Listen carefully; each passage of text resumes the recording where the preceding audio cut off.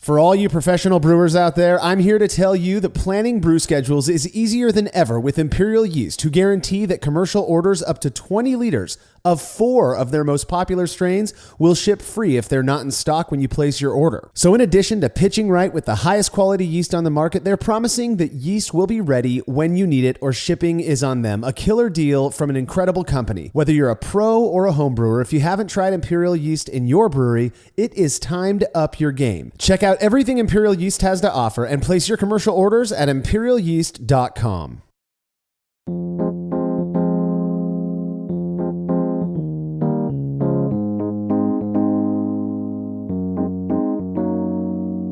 There is nothing worse than having to dump a batch of beer because of a bacterial or wild yeast contamination, which is why brewers are so concerned with sanitation. In fact, many of us view it as the single most important aspect to making good beer. One of the most popular sanitizers on the market is 5-Star Chemicals Star San, which, as anyone who has ever used it knows very well, foams like crazy. You're listening to the Brewlosophy Podcast. I'm your host, Marshall Schott. In this episode, I'm joined by contributor Cade Jobe to talk about concerns related to the impact Star San foam has on beer character. Yeah, this one was really interesting to me. You know, I remember the first time I used Star San, seeing all those bubbles floating around and then pouring beer into a carboy with foam in there. There was a part of my brain that was going, this looks like it's going to taste bad. Like this is going to mess something up. Absolutely. I mean, I've been using Star San for as long as I can remember. I think, in fact, the very first kit I bought came with a tiny little thing of iodophor, and then after that, it was all Star San. So, I mean, 15 years almost. It wasn't actually until I started kegging, though, which was way back in 2011, that I began to wonder if racking the beer into a foam-filled keg was affecting the quality of my beer at all. That is exactly what we're going to be talking about in this episode. So, well, if you're a fan of this show and you'd like to receive a reward for your support, consider becoming a patron of Brewlosophy over at patreon.com/Brewlosophy. By making a small monthly pledge, you're going to receive rewards like access to unpublished contributor recipes, unique and usually really great discounts at YakimaValleyHops.com, and an invitation to a monthly live Q&A session with somebody in the brewing world. This month's guest is none other than Anderson Valley Brewing Company's brewmaster, Fal Allen, who's not only an incredible brewer with decades of experience, but he's just an absolutely excellent speaker. I've no doubt this is going to be a really fun session. Fal's going to be taking questions this Saturday, so if you're listening to this fresh off the press, it's coming up real soon, June 13th, 2020 at 2 p.m. Pacific, 5 p.m. Eastern Time. So be sure to make your pledge before then to get in on the live Q&A session. All of those past sessions are saved on our private Facebook page, so you can go back and watch those whenever you like. Learn more about becoming a patron over at patreon.com/Brewlosophy. Another really easy way to support us is by using the links found at brewlosophy.com/support. It's the easiest way to support us. You don't feel a thing, and your shopping experience stays exactly the same. We get a little kickback for the referral. So finally, if you wouldn't mind letting us know what you think about this show by leaving a rating and a review in Apple Podcast or wherever it is you listen to podcasts, we really would appreciate that as well. Feedback this week is brought to you by Brewers Hardware, who specialize in triclover compatible sanitary fittings, conical fermenters, kettles, and brew stands. Brewers Hardware offers a variety of unique items for home and craft brewers, including high-quality stainless fittings at great prices with super fast shipping. Learn more at brewershardware.com, and don't forget to mention Brewlosophy at checkout to receive a free gift. Again, that's brewershardware.com. Listener David Evans had a correction for us from last week's Brew&A episode. A very expected correction. He says, I know many people will correct you on this, but as Matt actually predicted, Hothead from Omega is not Hornindal, but rather a proprietary strain that Scott Janish cites Lars Garshall previously documented. Omega does produce a Hornindal strain that I've used and love, though it is an orange bomb. I used it in an IPA made with earthier hops, and the citrus contrast from the yeast was not great. That being said, it does go amazing in IPAs paired with what would be considered more traditional American hops. So Matt did expect to be corrected on that. He called it out in the show. Surprisingly, though, David was the only person who reached out, and I appreciate the fact that you did that, David. I'm not totally certain I've had a beer fermented with Hornindal or Hothead. I don't know. I do have a buddy who uses Kvike a lot, but it's just not really my thing, I guess. But yeah, me either. I mean, we play with Kvike a lot at the brewery, and it's a great yeast. I love the yeast. It ferments really hot. We can turn beers around really quickly. But we use Voss, which is a different strain. Voss has also got that orange, juicy kind of citric acidy kind of flavor that it adds to it. Well, I say citric acid in a sour brewery. That's how it comes across. Probably doesn't come across that way whenever you're not brewing sour beers. But yeah, Hornindal's an interesting strain. I've heard a lot of good things about it. I'd like to play with it at some point, but not something I have a lot of experience with, or Hothead either. Yeah, the only one that I'm 100% certain I've had is Voss, and that's because I believe that is the Loki strain from Imperial Yeast. And I have a local buddy who just absolutely loves the Kvike stuff, not just because it's quick turnarounds, but because he really enjoys the character it produces. Yeah, cool. I mean, to this day, I've never used it.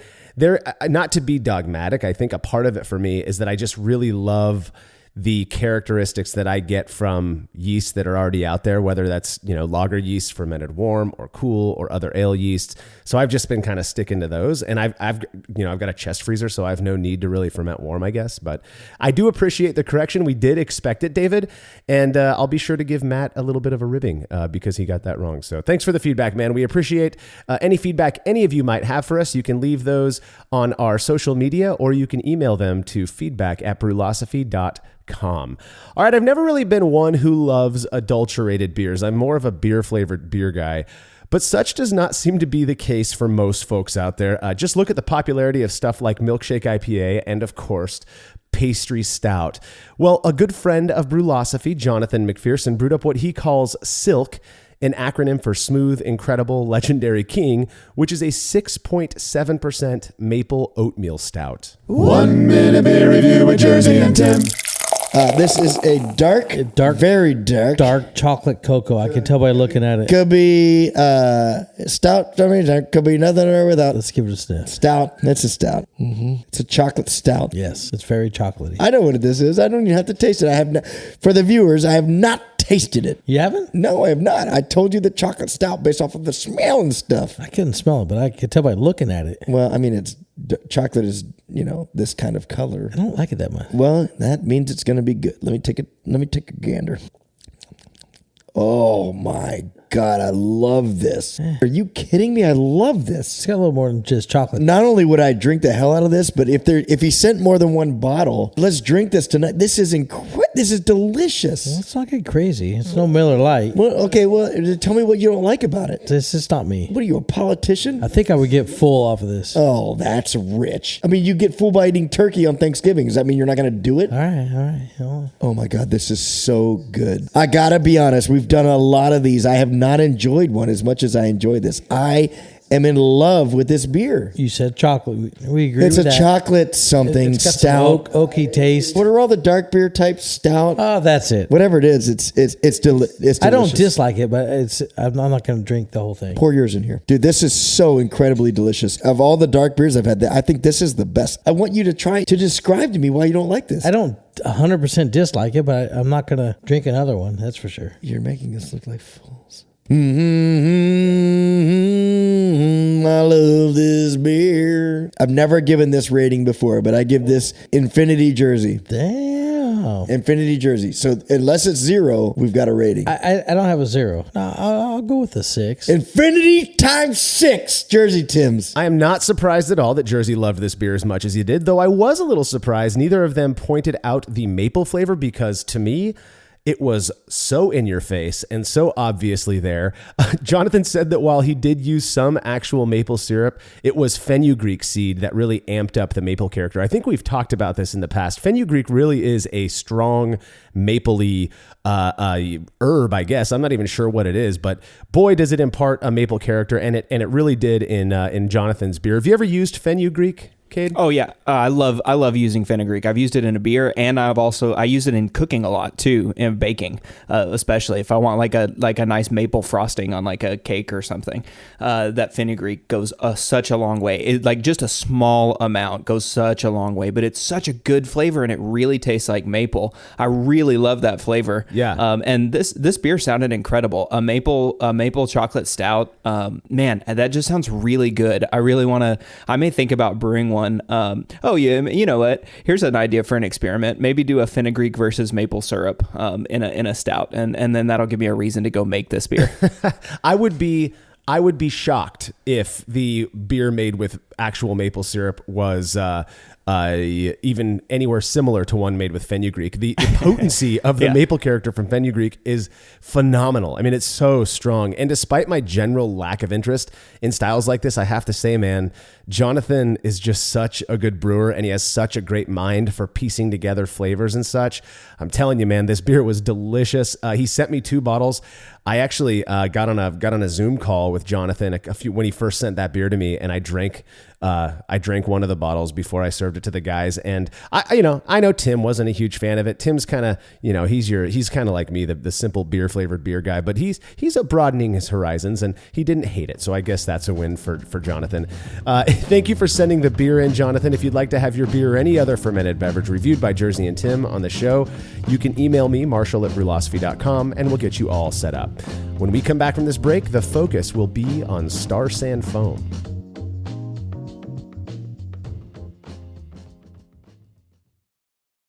The brew in a bag method has blown up over the last few years, and in that time, it's become very clear that not all bags are created equal. For the best BIAB experience, you have got to go with the Brew Bag. Made from high-quality, food-safe polyester, the Brew Bag is available in both 210 micron for standard brew in a bag, as well as 400 micron, which works beautifully for all-in-one recirculating systems. I've been a Brew Bag user for years and wouldn't brew without it. Head over to brewinabag.com to get the fabric filter that works for you, and use promo code TBP17 at checkout to receive a discount. Again, that's brewinabag.com.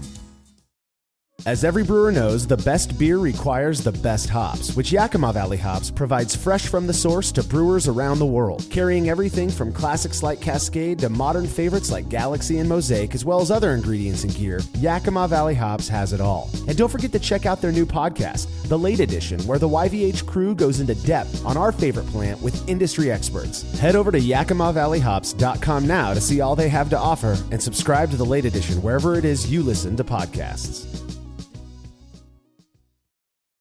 Craftmaster Growlers takes traveling with and sharing beer to a new level. Made from heavy-duty stainless steel, Craftmaster Growlers are double-wall insulated and can keep beer cold for up to 8 hours. Unlike typical growlers, Craftmaster Growlers come with a swiveling tap and fully integrated CO2 regulator cap, allowing beer to stay fresh for 2 weeks or more. The square design takes up less space and will fit in most refrigerator doors, and every Craftmaster Growler comes with a 1-year warranty. There are 64 and 128-ounce versions available over at craftmastergrowlers.com. Have you ever thought about adding a port to your kettle but held off because you didn't feel like drilling into your gear or sending it off to have someone else do it? From the makers of the world's fastest counterflow chiller, the Xchillerator, comes the Hangover, the easiest way to add extra ports to your kettle as well as countless other options. Mount a faucet to your keg for easy portable pouring. Set up the perfect whirlpool arm. Hold a heating element in place. All of this and so much more without permanently modifying your gear. Manufactured right here in the United States, the Hangover offers brewers too many convenient solutions to list here. So head over to xchillerator.com today to see what the Hangover can do for you.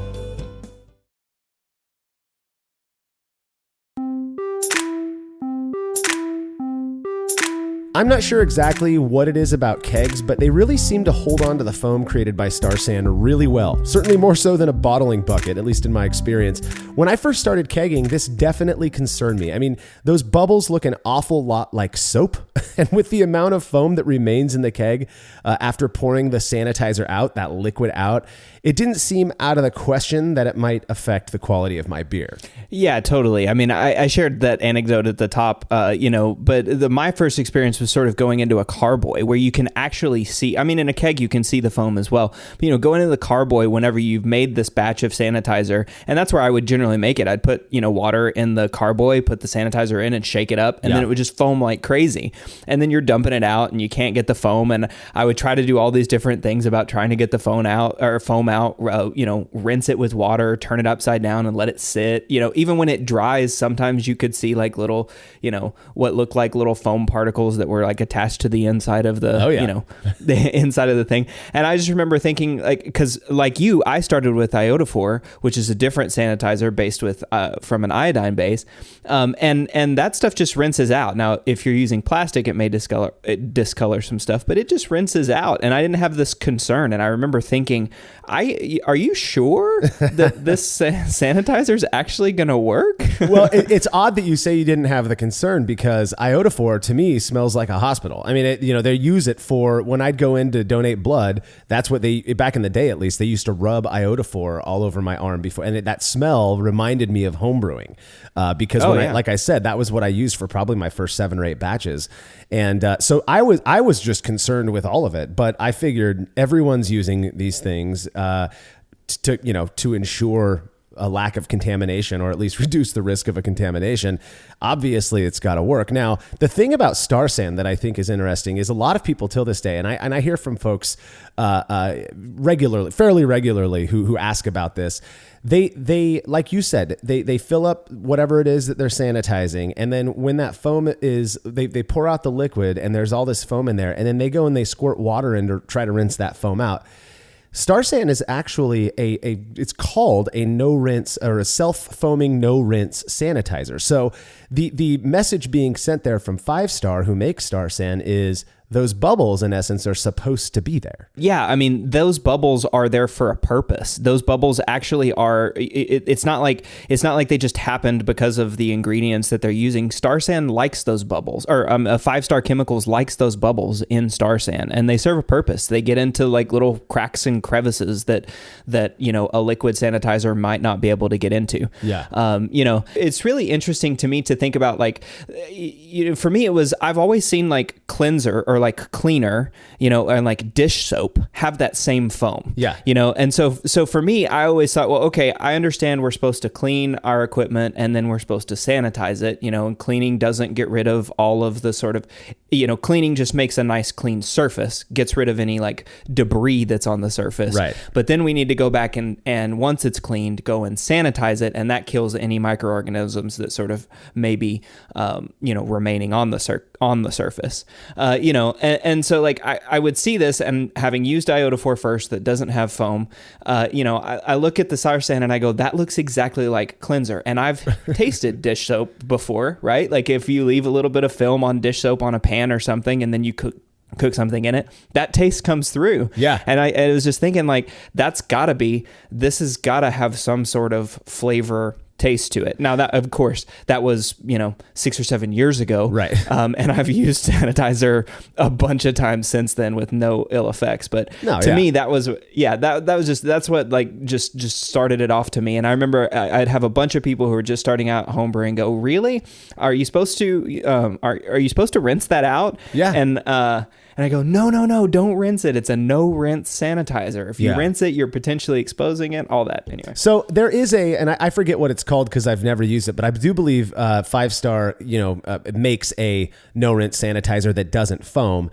And my understanding, I could be wrong on this, my understanding is that it is basically the same thing as Star San, but it's missing one very specific ingredient, the thing that makes it foam, which is a surfactant, right? Maybe I'm wrong about the exact, if it's the same exact ingredients, but they do make a no rinse sanitizer that doesn't foam for people who either may be afraid of the foam, or I guess maybe like in certain commercial applications, that foam can actually cause some problems. At least that's what I've heard. Yeah, I mean, 5 Star actually has, a whole range of sanitizers. They've got a chlorine-based sanitizer. They've got an iodine-based sanitizer like iodophor. And then they've got, which is what we use at the brewery, which is SaniClean, which is, I think, what you're talking about. SaniClean's what I'm talking about. Yeah. That's what we use at the brewery. It looks like iodophor. It's that brown kind of color, that same dark brown color. But yeah, it doesn't foam up. It foams up a little bit in the bucket, but it doesn't foam up near as much as Star San does. Yeah. And yeah, I mean, I think if you spend any time on 5 Star's website, which I have because I'm nerdy, but if you ever spend any time on that, you can see the sanitizers. And if you look at the product descriptions of those sanitizers, it's funny how much of the product description revolves around whether or not it has foam or not. And it's like, it seems to be a very big concern among some people, actually. Yeah, exactly. I remember I was like chuckling at that when I was doing the research for this podcast and just going, okay, if you don't want foam, you can use this product. Right. If you do want foam, you can use this product. Yeah. The Star San itself is, I go back and forth. I use iodophor and Star San. There may be some question about whether Star San will kill wild yeast or viruses or, any other sort of pathogens that may exist. Whether or not you should be concerned about those things is an entirely different question. But, Right. but so I go back and forth. I use Star San and I use Iota 4. I use them both. I have both of them in my brewery. And, like Star San to me has always been, I started with Iota 4. Iota 4 occasionally, like I've spilt it and stained some things. Star San just seems so much easier to work with. Yeah. So I probably lean heavier towards Star San than Iota 4. But that it's that foam. That foam for me was always just one of those questions. Like, is this imparting a flavor? Is this leaving any flavor in my beer? What am I going to do with this sanitizer if or like when you're bottling, bottling foam gets in there too. Right. So the reason why Star San works, it's different than Iota 4 is Star San's actually an acid-based sanitizer. So it's 50% phosphoric acid, and then I'm probably going to butcher the hell out of this name, but it looks like dodecyl benzene sulfonic acid is 15% of the actual active ingredients in Star San. And that 15%, that dodecyl benzene sulfonic acid is actually what makes the foam. That's the surfactant. The rest of it is just phosphoric acid. And if you acidify your mash, or try to control pH in your mash, you've probably used phosphoric acid at some point. Yeah. To actually add to the beer. Phosphoric acid exists in beers. So it's interesting to me that we can use an ingredient that pairs so well with beer whenever you're using Star San versus Iota 4, which, like you said, is that iodine kind of hospital-y smell. Right.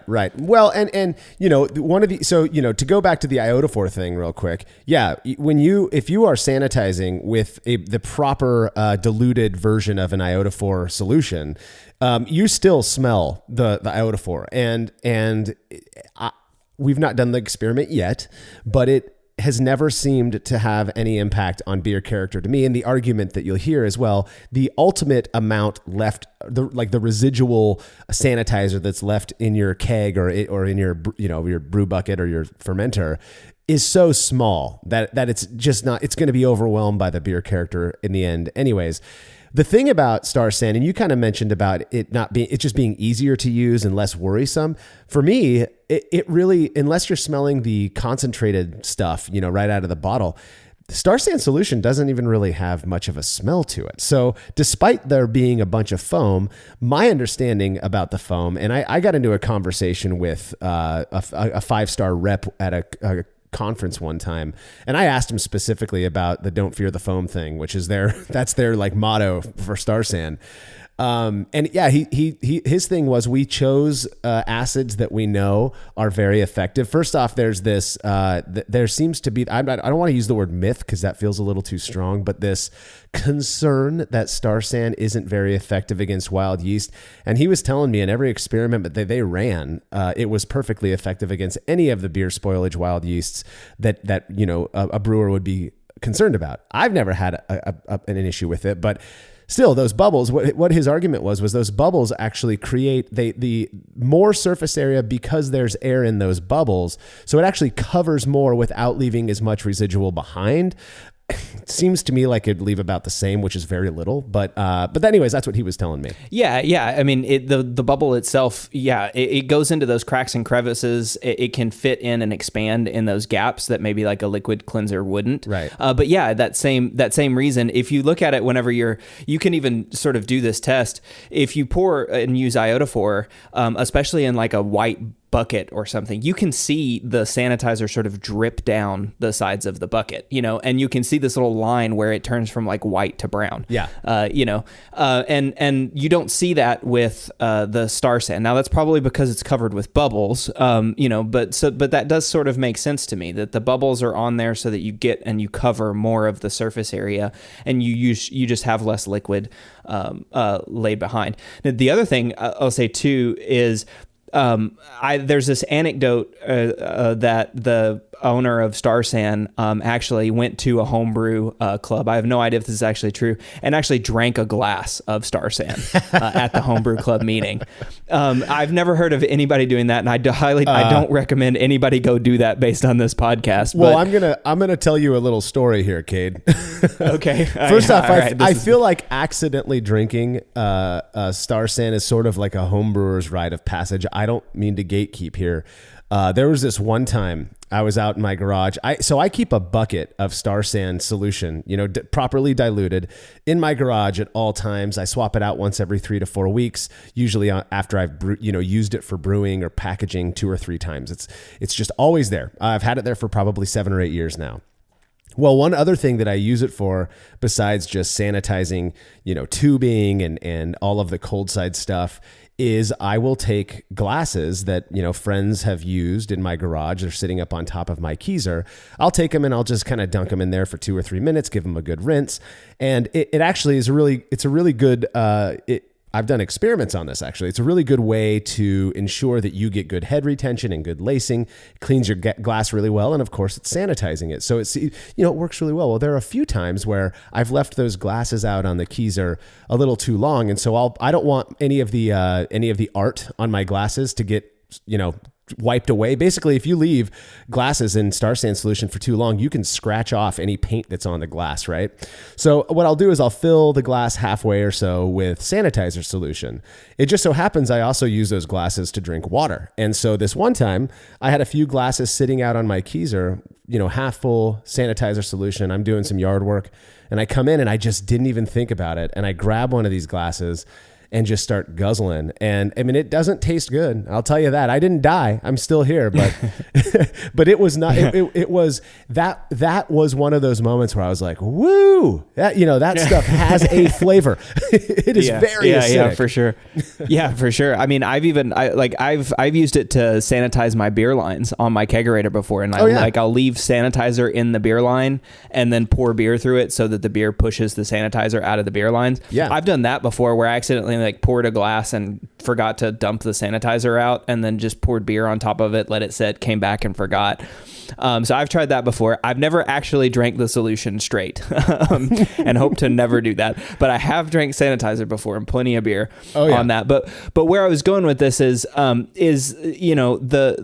Star San itself. If you can drink it, and if that stands to reason, like we have without sort of any ill effects, then it seems like you wouldn't ever want to really do that with an iodine-based sanitizer, right? You wouldn't want to drink that, or if you drink that could be poisonous. So it was always interesting to me that, okay, we've got the sanitizer that we theoretically could consume. Again, not recommending that anybody goes and does this. Right. But you theoretically could consume. Hey, that's great. This is awesome. We can put this product and we can get it in beer. And even if it has a flavor contribution, at least we're not going to hurt ourselves. Right. And that was to me why Star San always sort of had this appeal that iodophore didn't, because if I accidentally got a bunch of this in my beer, at least it wouldn't kill me if I got too much of it in there. Now, I don't think iodophore can kill you either. I'm not saying that.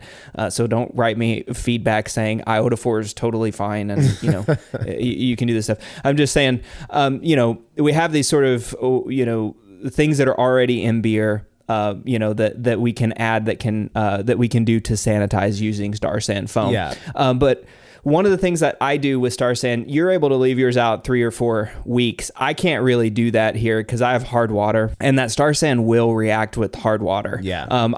I'm guessing it has something to do with pH, that the hard water sort of raises the pH of the Star San, and that causes the Star San to break down. So that's another reason why I keep iodophores, because that doesn't generally break down with hard water. At least that's my understanding. Well, and as an aside, just to qualify my decision to leave Star San out, my water supply is fairly consistent. About 85% of the year, I'm getting water from the same source. It's very soft, like Pilsen soft. And so I don't have issues. That Star San stays generally crystal clear. I can tell, it's kind of one of my weird ways of telling whether or not I'm getting water from a different source. I can tell because that Star San starts to turn milky pretty quick. Even then, though, I emailed 5-Star about this and asked him about the sanitizing abilities of Star San solution that turns that kind of milky white color. And they said as long as the pH is below, I believe they said 3.0, then it's, I may be wrong on that, but as long as it's below a certain threshold, that it still is perfectly fine for sanitation. And so what I'll do, I think I've got 2 or 3 pH meters at this point. I'll just test the whole bucket with a pH meter, and if it falls below that, I'll keep it around. Really, my choice to swap out the sanitizer, my Star San solution, Starsan is when either there's bugs in it or it just looks a little bit murky from all the cleaning that I've used it for. But yeah, that's true. One thing I've noticed with my water is if I let it sit for too long and it gets that milky color, pretty much every time I use Starsan. Yeah, with my that's water. a hard water thing, right? Yeah. Yeah. And I can notice like a little bit of residue like between my fingers. Yeah. If I dip my fingers in there, it's like a little I don't know, slick or a little smooth on my fingers. Like chalky almost. Yeah. Yeah, sort of. Yeah. Like really viscousy kind of in there. Yeah. But I mean, it's never, to my knowledge, it's never caused any problem whenever I've used it as a sanitizer. I just usually don't keep it around for very long. Yeah. But, well, so how many times have you read about, and we all have, the person who is, because we're talking about packaging here. We're not necessarily talking about the impact Starsan or Starsan foam has when it's in the fermenter, because we do know now 5-star will say this, that I'm going to butcher it as well, the benzene sulfonate, the sanitizing power of Starsan degrades into a yeast nutrient, so it can actually contribute to better fermentation. That all that foam apparently could contribute to better fermentation, but that doesn't really speak to the impact it has on beer flavor and aroma and all of that if it's included in the keg. Now, I can't tell you how many times I've read about somebody who left, a gallon of Starsan or a half gallon of Starsan in a keg, filled it with beer, only to find out as the beer, is pushing out of the keg now, why is there still a gallon and a half of beer left in my fermentation vessel? Ah, crap. I forgot to clean out the sanitizer. What kind of an impact that's a lot of Starsan. And I've heard from people who will tell you it didn't really have much of a negative impact on flavor. Yeah, I'm kicking myself right now because I did that once. I did that where I left the gallon or 2 gallons of sanitizer that I had in the keg in there, and I started racking the beer in there, and it was, I don't know, 5 or 10 minutes before I realized, oh crap, I forgot to take the sanitizer out. So I did the thing that a lot of people probably do is without even, I just stopped the racking process and dumped all of the beer that was in there. I didn't even try it. I could have tried it. So I'm kicking myself now because I would have been able to use that anecdote on the podcast. Well, I'll tell you, I've made a ton of mistakes. Don't get me wrong. That is something I've never done. I've never, ever done that. I've never packaged on Starsan yet, at least. So my track record's good there.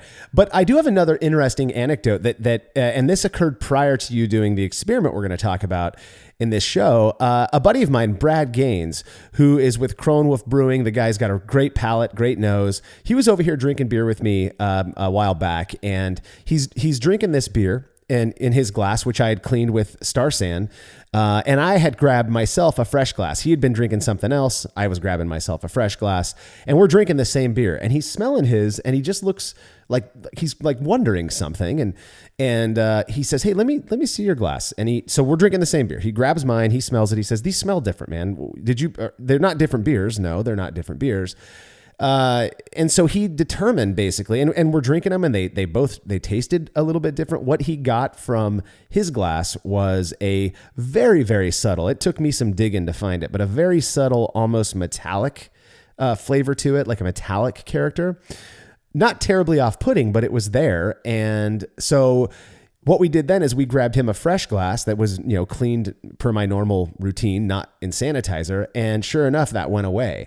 I mean, there was no Starsan left in this glass. I took it out, I shaked it out, barely even any bubbles, but it seemed at least to have some sort of an impact on flavor, which, definitely made me more curious as to how all those bubbles. I mean, when I clean out a keg, we're talking like jam-packed full of bubbles, but I rack beer right into that anyways. I mean, it just made me wonder if it wasn't having some sort of an impact. Yeah, I mean, it totally stands to reason that Starsan has a flavor. I mean, if you remember one of the first experiments I did, I think I might have done it as a brew club, and I think it was a repeat experiment that I can't remember exactly who did it. Maybe it was Jake that did it, but phosphoric versus lactic acid in the mash. Right. And it came out significant that people were able to tell the difference in the beers beers that one was brewed with phosphoric and one was brewed with lactic. My experiment was significant. I think the Brewlosophy contributors wasn't. But I think that just goes to show that's evidence that, hey, yeah, maybe this phosphoric acid actually does have a flavor contribution. Yeah, and is Brad, right? Is the guy that you were drinking with? Yeah. I mean, Brad is like a bunch of other people that I've talked to. I've talked to a bunch of brewers that don't use Star San because they believe that it imparts, the foam especially, imparts a flavor in the finished beers. Like I've had a conversation with a really good lager brewer here in the Austin Zealots, who mentions a lot that he can taste people that leave a little bit too much of a residual Star San in bottles whenever they're being judged. Wow. And he doesn't like it. Yeah. So I mean, he generally attributes it to poorer bottling practices than to, don't use Star San. But yeah, I mean, I think there are some people that believe that you can taste the sanitizer. Oh, I know there are. I mean, I hear from these people quite often, in fact, and it's not just Star San. They believe that there's a lot of things that can lead to certain flavor development in beer, but Star San's a big one. I mean, and it makes sense. Now, I will say about that little story that I told about Brad, he uses Star San. So what we kind of deduced was that at some point, maybe I've got a lot of stainless floating around my garage, mostly for my fermentation vessels. And when I'm done with, say, like an elbow or some sort of a TC or a tri-clamp connector, I'll toss them in that Star San bucket and just kind of leave them overnight. Whatever. It's just lazy. But we kind of deduced that maybe that was why there was this metallic flavor. Now, I say that because I've rinsed many glasses in Star San and I never detected that.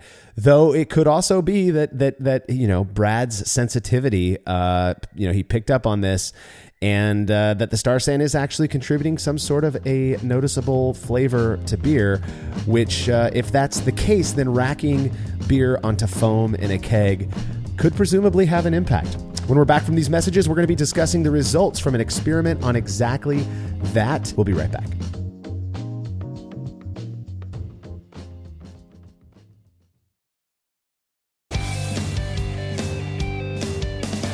Compact and simple to use with a small footprint for brewing indoors, the Grainfather makes it easy for you to brew professional quality beers at home.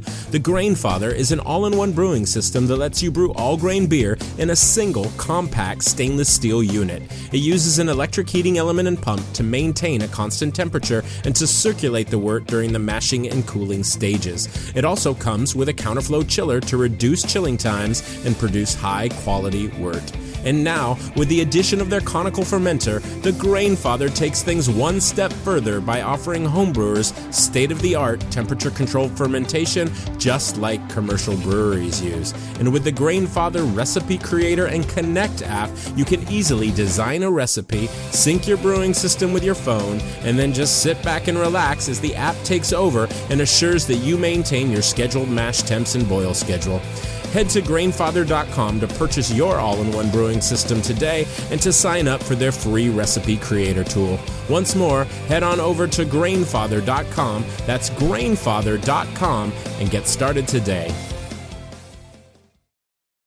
Family-owned Atlantic Brew Supply is the largest homebrew shop in the Southeast. No gimmicks, no multinational corporate overlords, and no BS. They offer exclusive malts, yeast, and more from local artisans, as well as award-winning recipe kits. They also sell professional brewing gear and cask equipment from sister companies ABS Commercial and Cask Supply. Most ingredients are available by the ounce, plus Atlantic Brew Supply has an on-site calculator to help you craft your best brew. Orders are processed same day, and 2-day shipping is guaranteed for East Coast customers. Get 15% off your first order using promo code BREWPOD. That's BRUPOD at AtlanticBrewSupply.com. After a long brew day, the last thing I want to do is waste more time chilling wort. I've tried so many different options, and ultimately I settled on the super efficient immersion chillers made by Jaded Brewing. With the King Cobra and Hydra, I'm able to chill my entire batch of wort from boiling to just a few degrees above groundwater temperature in as little as 6 minutes. If an immersion chiller is right for your brewery, then do yourself a favor and check out all of the rad options Jaded Brewing has to offer at jadedbrewing.com. And be sure to let them know Brewlosophy sent you.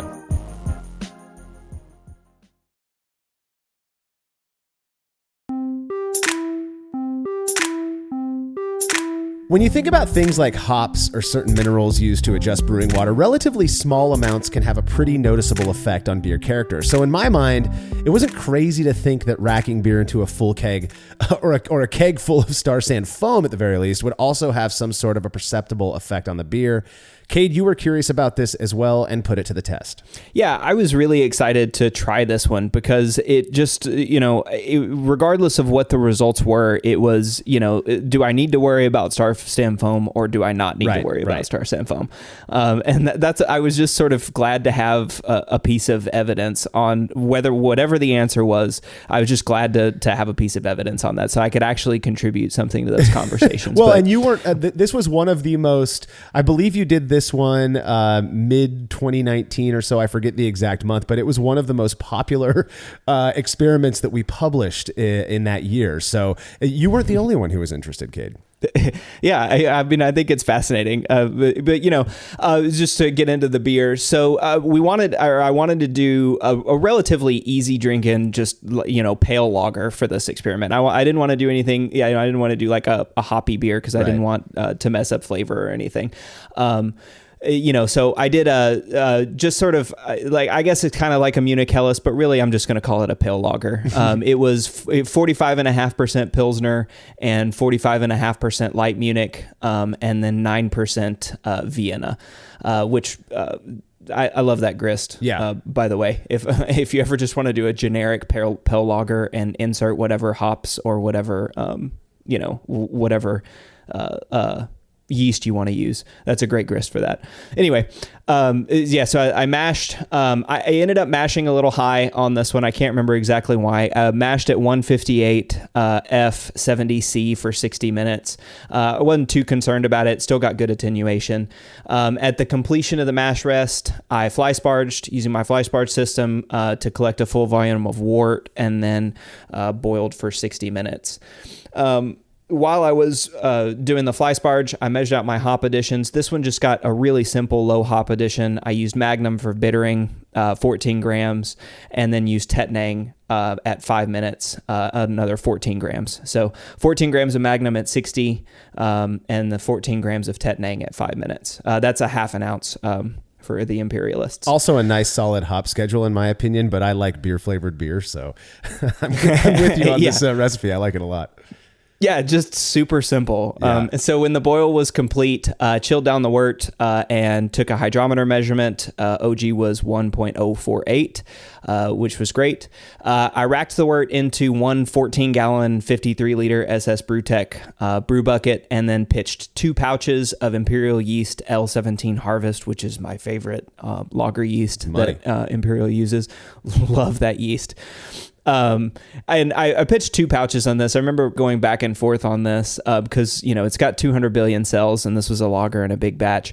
But I had some questions about this. I don't think they were written on any forums. I think just people were asking me, why'd you pitch 2 pouches and not just one? And I thought, well, I could just do 1 pouch. It'd probably be just fine.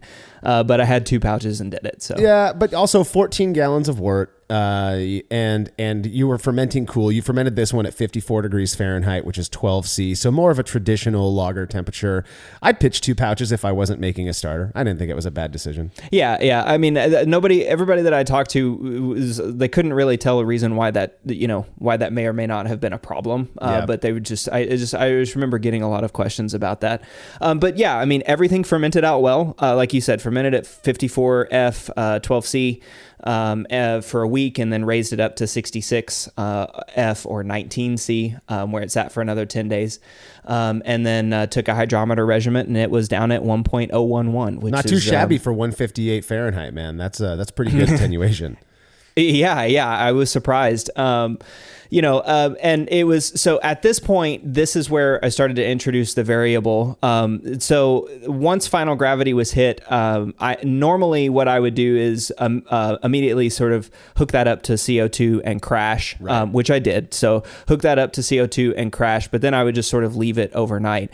But because of the variable, I wanted to go ahead and clean my kegs. So I cleaned the kegs and sanitized them using Star San, and left them overnight to dry. dry. And this was an important thing because I wanted to make sure that there was no foam in either keg when I added the foam for the variable. Right. Didn't want there to be anything that was still in there that could mess things up. So in my experience in doing, I've done this before as well, where I sanitize a keg one night and then come back the next day. I'll put sanitizer in it, pour it all out. There's all this foam in there, cap it off, and I come back and that foam doesn't just dry. It actually kind of turns into liquid in the bottom of the keg. There's no foam bubbles left, but there is this liquid that I can then go and pour out. And so my understanding when you did this, when you made the decision to sanitize the night prior to kegging, was that that's kind of what you were doing. You were allowing those bubbles to basically pop, condense back down into a liquid, and then you poured it out before actually introducing the variable. Yeah, exactly. So just get everything as dry and free of the bubbles as I could. Right. Yeah. And so then just prior to packaging, so the next day I packaged everything. And just prior to packaging, so I went ahead and whipped up a batch of Star San. And when I use that word whipped appropriately because I actually got a whisk to get as much foam as I could get. It was just, and it was crazy. It was like this foaming monster bucket thing. It was like actually like coming out of the bucket, which was really cool to see. I should have gotten a video of it. But, so yeah, then I put about 12 cups or about 3 liters of foam into one of the empty kegs before filling it. And I didn't get any liquid in there. This was just foam, and just whip it up again and get more foam if I needed it. But 12 cups, that was a crap load. That's a lot of foam. That's a lot of foam. That's a lot of foam. And I remember doing this going like, okay, seriously, I don't need to put this much in there, right? Yeah. But then we made seriously. Yeah. And I remember, I think I was chatting with y'all as I was doing, I was like, guys, 12 cups is a lot of foam. Yeah. And everyone's like, no, do 16 cups. And I was like, no, I'm not doing 16 cups.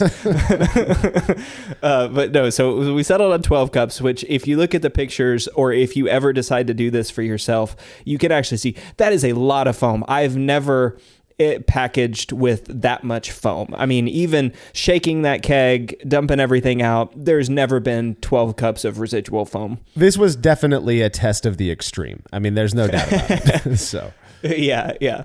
And of course, the other keg didn't get any Star San foam. So it was dry and sanitized from the night before, hung upside down. And so it just got beer wrecked directly into it.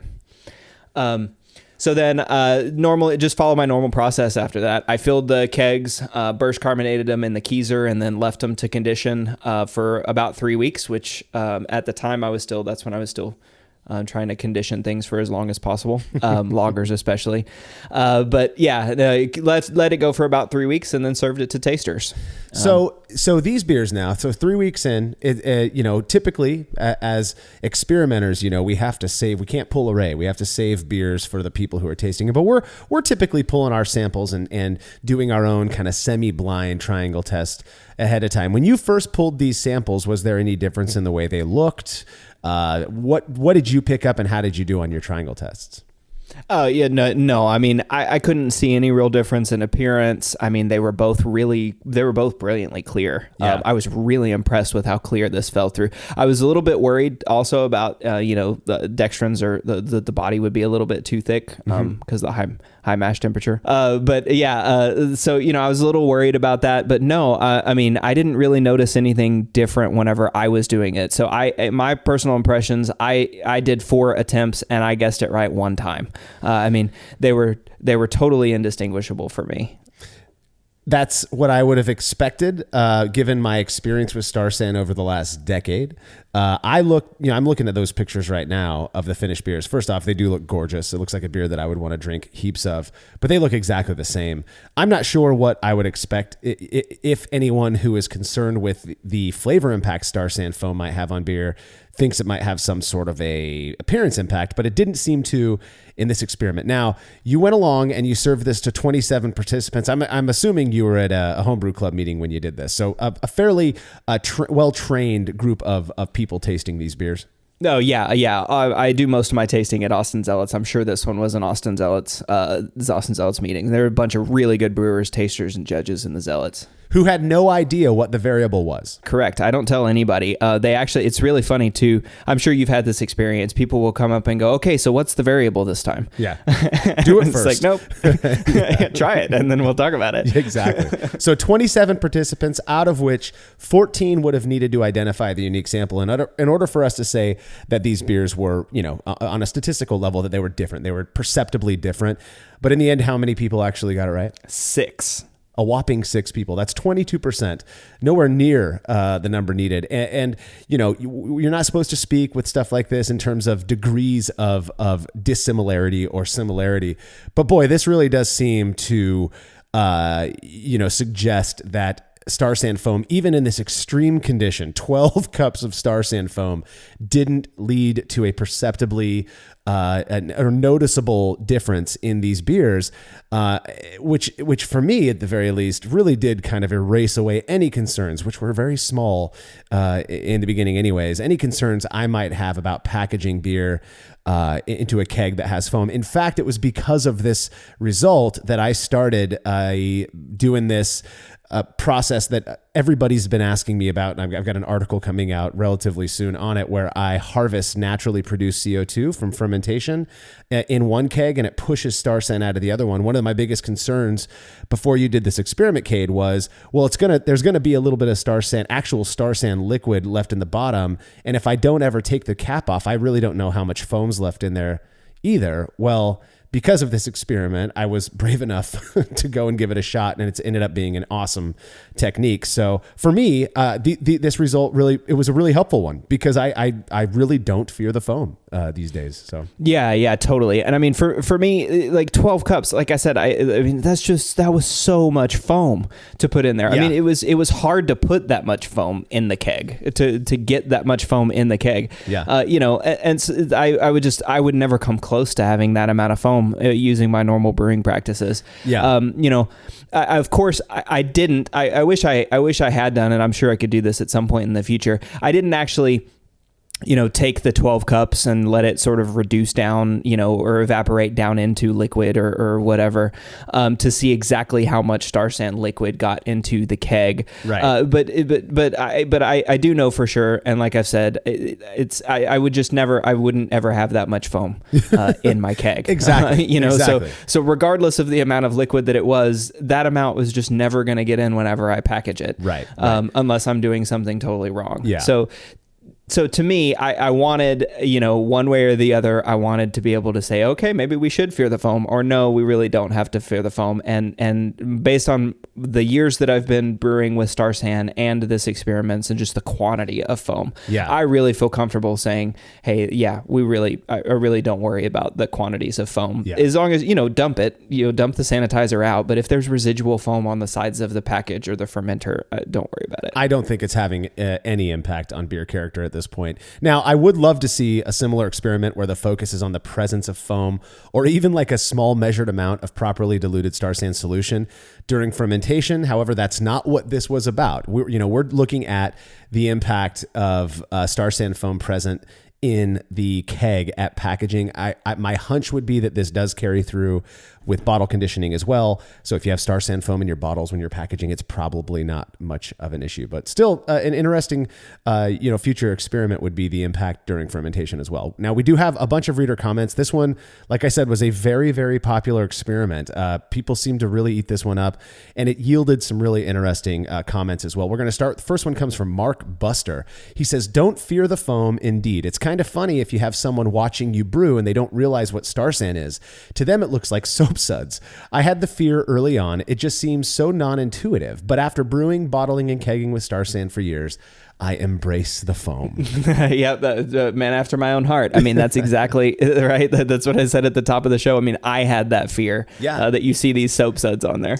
Well, and that's he's right. It does. You look at it and you're like, you got to get that out of there. I mean, I'm not going to go, who in their right mind would wash a glass and leave soap, Dawn soap suds in the glass and pour water in it and drink it and say, oh, no impact whatsoever. But that's just not the case with Star San. In fact, my understanding is they put the foam there, one, because it does get into all those nooks and crannies But you know, if that foam is there and it's stuck to the side of your carboy or it's stuck to the side of your keg, you know that you have more trust, I guess, more faith that it's sanitized. And I think that's kind of cool. Yeah. I mean, totally agree. You can actually see all the bubbles and see that the bubbles, touch parts of it. Right. Another thing that I like about racking into a keg that had Star San in it is that the foam actually pushes out of the gas dip tube whenever I've got enough liquid in there. Yeah. Right. So I can actually see, like, before, any beer starts squirting out of the gas tube or, gas disconnect or anything. Yeah. You can see the foam coming out and know, okay, I got to watch, here comes my beer. Right. And be ready to go. So, I like using it for that reason too, which is just kind of a silly, stupid reason, but is what it is. Hey man, you do you, right? Next comment comes from Simon Hall. He says, thanks for this experiment. I never really worried about the foam until recently. For me, it isn't the actual foam I'm worried about, but rather the air trapped within it. This is such a good comment. Therefore, I wonder if you would see a different result with a New England IPA or similar beer, which is very oxygen sensitive. When I've checked my kegs before filling, there looks like there could be several liters of foam, which equates to several liters of air. I don't think purging would make a difference, as the CO2 would just compress the air bubbles, which would expand again when you vent the keg. I may be worrying about nothing, as my hoppy beers don't seem to be affected, but I do now try to minimize foam in the keg. Yeah, this is such a good comment. I really like this comment, and one of the reasons I do is because I don't know necessarily the answer to this. And I'll say I think it's Jake has talked a lot about Star San maybe contributing to oxidation reactions. Yeah, I think he's also talking about the phosphoric itself, not just the bubbles and the air trapped in the bubbles, but there may be some legitimacy to that. It's not something that I have a lot of experience on, but this one does seem really interesting to me. Yeah, you've trapped a lot of air inside those bubbles.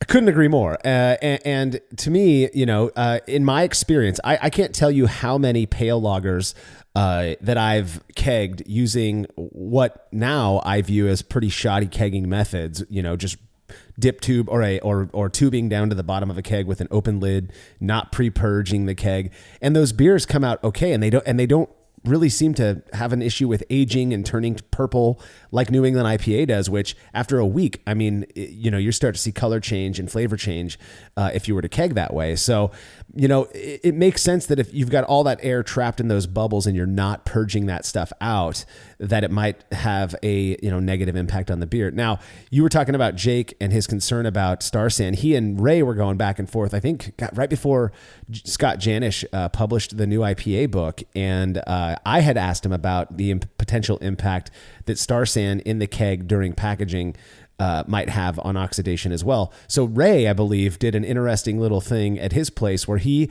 took a taster glass and just put a small little dab of Star San solution in the bottom of it, and then filled another glass with the same beer, but with no Star San solution, and left them out for like 2 hours.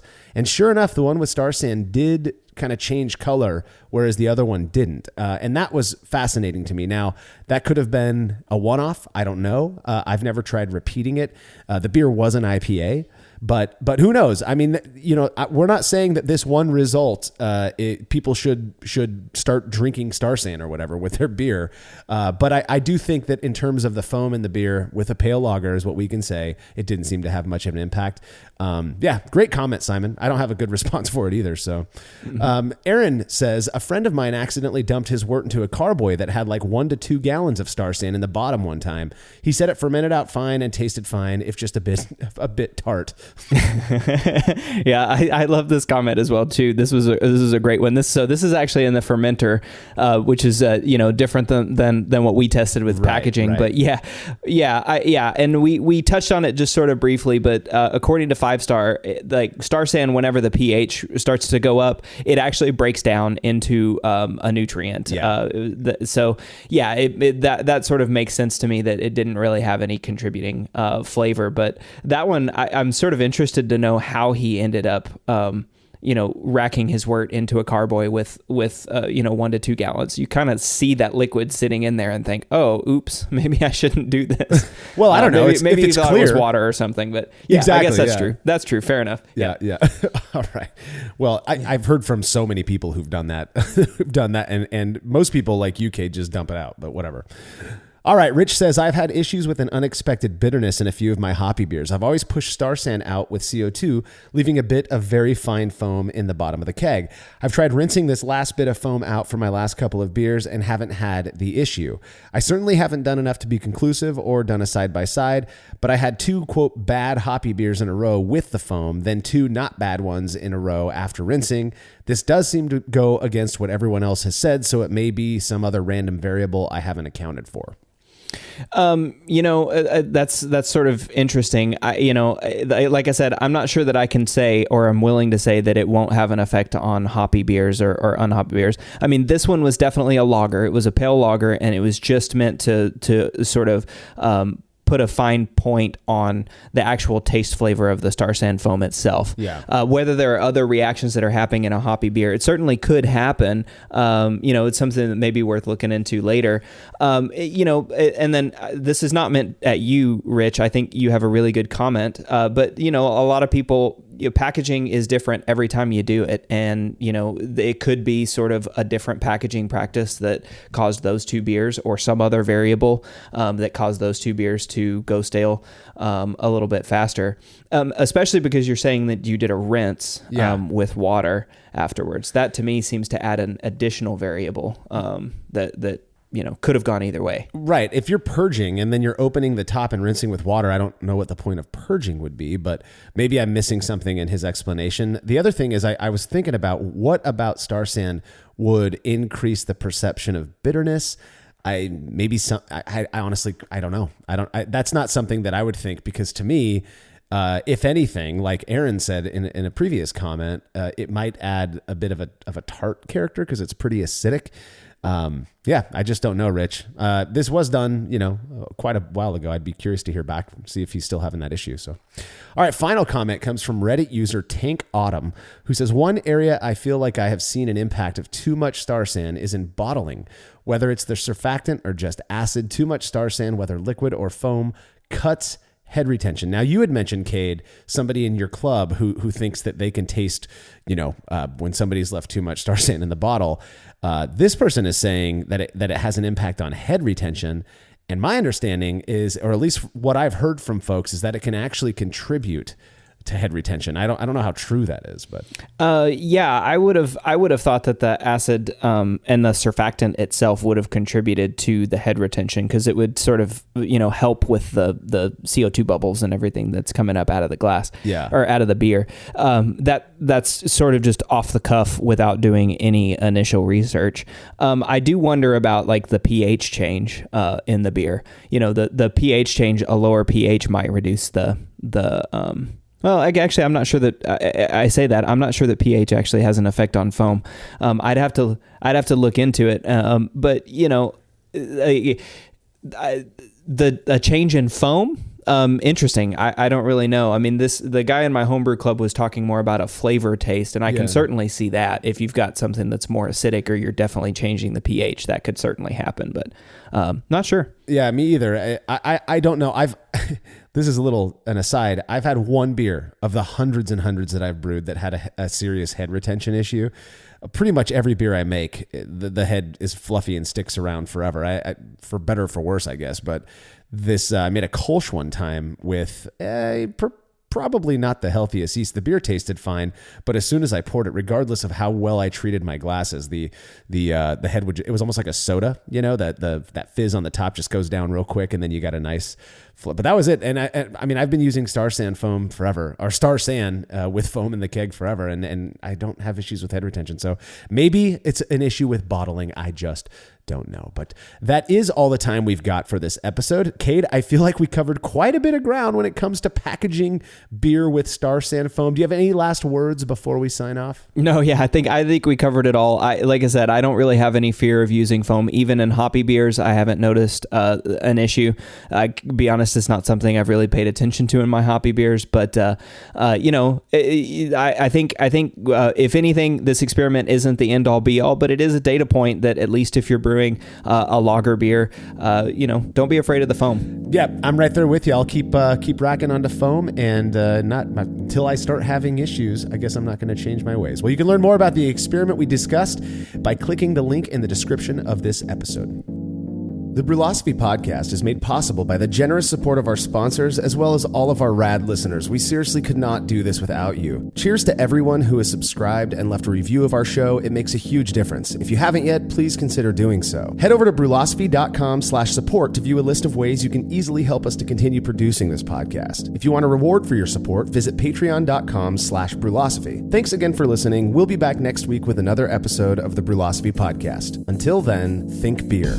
Start off the morning with some hot tea, lemon and honey cause it suits my bro. Put some herb in the bowl, yeah, it's homegrown. Ain't gotta go through the middleman no more.